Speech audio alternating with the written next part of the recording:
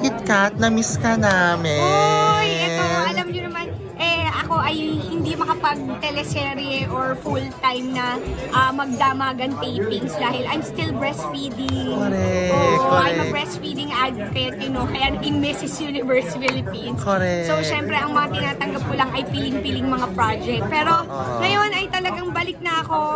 Actually, pwede na akong tumanggap ngayon din. Correct. Pero, kasi na-aprobahan na naman yung Eddie Garcia law na hindi na naabuti ng 24 hours ang taping. Kaya, babalik na ako. Syempre, kumusta ka, kapatid, bilang mom? Nakita namin dami mo mga cute posts with Uno, with your family. How did being a mom change your life? Yun na nga, sabi, ito ay, pagiging mother ay, I learned to slow down in life. Kasi sa 23 years ko sa showbiz, ay, alam mo yun, hindi ako tumitigil sa pagtatrabaho. Like, kunyari, example, Friday, natapos ang aking show. Monday, meron na akong papalit na bago. Talagang, kumbaga, ang tawag doon ay segue.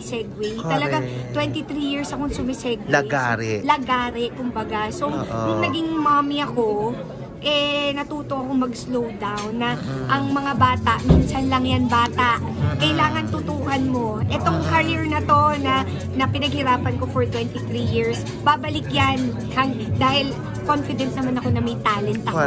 So, lahat naman ang naipapakita ko, kumbaga pause lang muna, aalagaan ko muna at magpo-focus ako sa baby ko habang lumalaki kasi talagang alam nyo naman ang mga kabataan ngayon ay iba.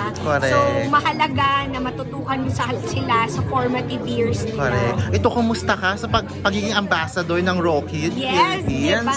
Alam mo, sobrang ang gaan sa life.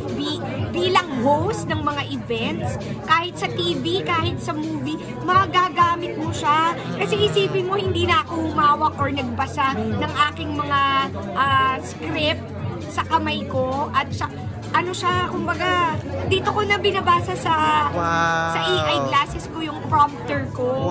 So, sobrang nakatulong sa trabaho. Sobrang nakatulong sa trabaho, ang gaan-gaan, na hindi na yung parang sasabihin, wala namang kwentang host to, nagbabasa lang. Diba? At least ito, kita nyong in contact ako sa inyo, sa audience, pero binabasa ko pala yung script ko, diba? Yung mga key points na mga importanteng kailangan kong basahin at banggitin, nababanggit ko dahil nandyan siya lahat. That's nice. So, last na lang, kapatid, ano aabangan namin sa'yo bukod sa mga mini vlogs mo at mini posts mo sa social media, upcoming projects na we look forward to? Currently, I have a movie ngayon. It's an independent movie na advocacy film. It's Best Friends in Tandem. Yan, lahat ng eskwelahan pinapalabas siya. About to sa mga pag-content, pag-post na maging responsible.